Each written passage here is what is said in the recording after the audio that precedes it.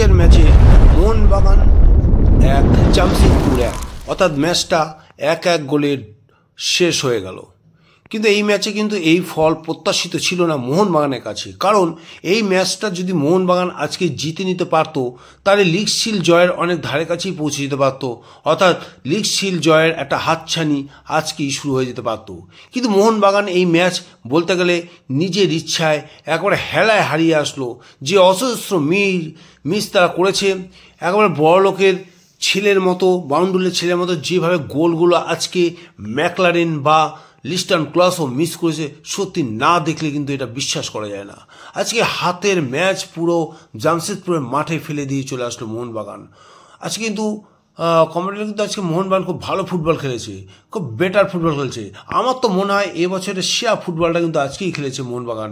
কিন্তু একসাথে এতগুলো স্ট্রাইকার মিস করলো, একসাথে এতগুলো স্ট্রাইকার আজকে ফ্লপ, মানে গোল করার ক্ষেত্রে একেবারে নিখুঁত হতে পারলো না, যে কারণে মোহনবাগান আজকে এই জেতা ম্যাচ থেকে অন্ততপক্ষে 3টে পয়েন্ট ছেড়ে দিয়ে আসতে হলো, একটা পয়েন্টই তাদেরকে সন্তুষ্ট থাকতে হলো।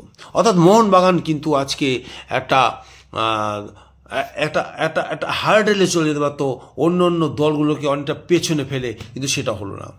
আজকে ম্যাকলারেন যেভাবে সহজ গোলের সুযোগ নষ্ট করেছে, আমি তো বলবো যে হোসে মলিনা কিন্তু ম্যাকলারেনের সম্বন্ধে সিদ্ধান্ত নিতে একটু দেরি করে ফেলেছেন। আজকে গেট স্টুয়ার্টকে আর একটু আগে নামাতে পারতেন। এটা ম্যাচ রিডিংটা কিভাবে হচ্ছে আমি ঠিক বুঝতে পারছি না, যে গ্রেগ স্টুয়ার্ট যদি আর একটু আগে নামতেন এবং দিমিত্রি পেট্রাসকেও একটু দেরি করে নামানো হয়েছে 80 মিনিটের মাথায়। আর যেভাবে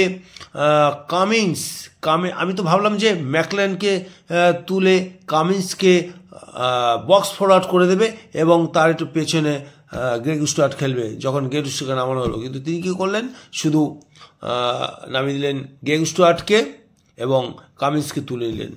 কামিন্স কিন্তু আজকে অসাধারণ ফুটবল খেলেছে, যেভাবে মাঝ মাঠে তার নেতৃত্ব দিয়েছে সে চোখে দেখার মতো। আগের সিজনের কামিন্স আর এই সিজনের কামিন্স কিন্তু একদম পুরো আলাদা, পুরো খেলার স্টাইলটাই তিনি চেঞ্জ করে ফেলেছেন। একদম নিঃস্বার্থ পরের মতো ফুটবল খেলেছেন, যেখান থেকে সে গোল করার মতো কন্ডিশনে ছিল সেখান থেকেও কিন্তু গোলের বল বাড়িয়ে দিয়েছেন ম্যাকলারেনের উদ্দেশ্যে কিংবা লিস্টন ক্লাসের উদ্দেশ্যে। কিন্তু আজকে ওই একদম শিওর গোলগুলোকে তারা যেভাবে মিস করেছে, সত্যি চোখে না দেখলে এটা কিন্তু বিশ্বাস করা যায় না। আর বলবো আজকে যে ফুটবলটা হয়েছে সেক্ষেত্রে মোহনবাগানের ডিফেন্ডাররা কিন্তু বলতে আমার মতে 99% নিখুঁত ফুটবল খেলেছে। সেভাবে জামশেদপুরকে কিন্তু অ্যাটাক করতে দেয়নি প্রথমার্ধে, সেভাবে কিন্তু দাঁত ফোটাতে দেয়নি মোহনবাগান জামশেদপুরের ফরওয়ার্ড লাইনকে। যে ভয়টা মোহনবাগান পাচ্ছিল, যে ভয়টা ধরিয়ে দিয়েছিল যে পরপর 3টে ম্যাচ জামশেদপুর যেভাবে প্রাধান্য নিয়ে জয়লাভ করেছে, হয়তো মোহনবাগানের ক্ষেত্রে সেরকম আক্রমণের ঢেউ হয়তো উঠে আসবে। কিন্তু কার্যত দেখা গেল যে জামশেদপুর কিন্তু সেইভাবে কোনো অ্যাটাকই করতে পারলো না, পুরো কর্তৃত্ব নিয়ে মোহনবাগান ফুটবল খেললো। দুর্ভাগ্যবশত একটা ভুল, একটা মিস্টেক পুরো 3 পয়েন্টকে 1 পয়েন্টে কনভার্ট করে দিল।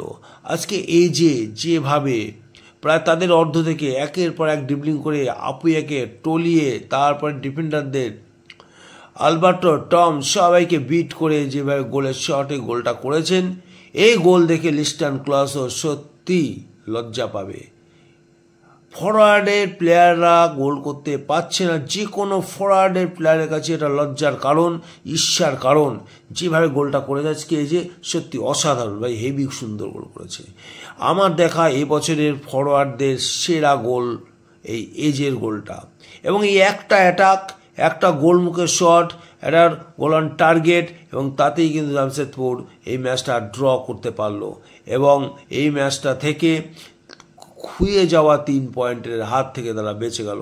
আর মোহনবাগান কিন্তু একটা কন্ডিশনটা আরও টাফ হয়ে গেল, যদিও বা খাতা কলমে দেখাচ্ছে মোহনবাগান 8 পয়েন্টের ডিফারেন্স, বাট এটাও বুঝতে হবে জামশেদপুর কিন্তু একটা ম্যাচ কম খেলেছে। পরের ম্যাচটা যদি জামশেদপুর জিতে যায় তাহলে মোহনবাগানের সাথে এই জামশেদপুরে পয়েন্টের পার্থক্য থাকবে 5, সেক্ষেত্রে কিন্তু লিগ শিল্ড জয়ের ক্ষেত্রে মোহনবাগানও কিন্তু দারুণ সমস্যায় পড়তে পারে। এক্ষেত্রে মোহনবাগানকে পরবর্তী ম্যাচগুলোকে যথেষ্ট দক্ষতার সঙ্গে ফুটবল খেলতে হবে এবং প্রতিটা ম্যাচ থেকে কিন্তু 3 পয়েন্ট অর্জন করতে হবে।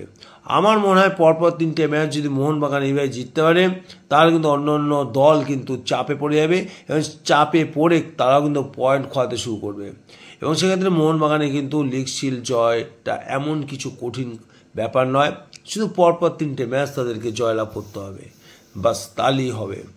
আর এই মতো মোহনবাগান যে ফুটবলটা খেলেছে সেখানে মোহনবাগানের জয়টাই প্রাপ্য ছিল, কিন্তু হলো না। প্রতিদিন ভাগ্য সহায় থাকে না, যে কারণে মোহনবাগানও পারলো না। আর মোহনবাগানের যে গোলটা করলো সে তো ডিফেন্ডারই গোল করছে।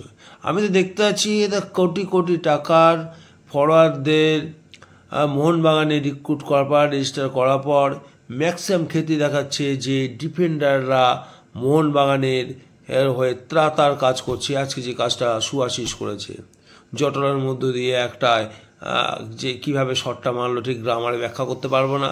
হ্যাঁ, ওই রকম সুআশিস গোল আগেও করেছে।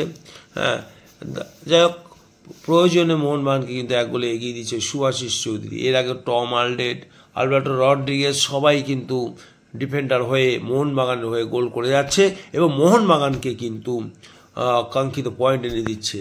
কিন্তু এইভাবে তো চলবে না, ফরওয়ার্ডদের গোল করতে হবে। সে ফরওয়ার্ডটা কিন্তু পুরোটা ম্রিয়মান, পুরো একদম শীত ঘুমে চলে গেছে। জ্যামি ম্যাকলারেন ইস্টবেঙ্গল ম্যাচে গোল দিয়েছে ঠিকই, কিন্তু জ্যামি ম্যাকলারেনের সেই খেলা কিন্তু আমরা দেখতে পাচ্ছি না। আজকে অন্তত জ্যামি ম্যাকলারেন হোক, লিস্টান ক্লাসও হোক, একটা গোল কিন্তু কনভার্ট করতে পারতো, কিন্তু দুর্ভাগ্যবশত হলো না। যাকে এই কথা বারবার বলে লাভ নেই। আর আশা করছি পরবর্তী ম্যাচগুলোতে মোহনবাগান পয়েন্ট তুলবে। আর আপুইয়া বিট খেয়ে গেল, আপুইয়া যদি ওই বলটা বিট না খেতে হতো ওই গোলটা হতো না। তো যাই হোক, তো তোমাদের এই ভিডিওটা কেমন লাগলো? যদি ভালো লাগে তাহলে একটা লাইক দেবে, শেয়ার করবে, আর যারা সাবস্ক্রাইব করেনি তারা চ্যানেলটিকে সাবস্ক্রাইব করবে, করে পাশের বেল আইকনটি অন করে রাখবে। তো আজকে এই পর্যন্ত, বাই, গুড নাইট।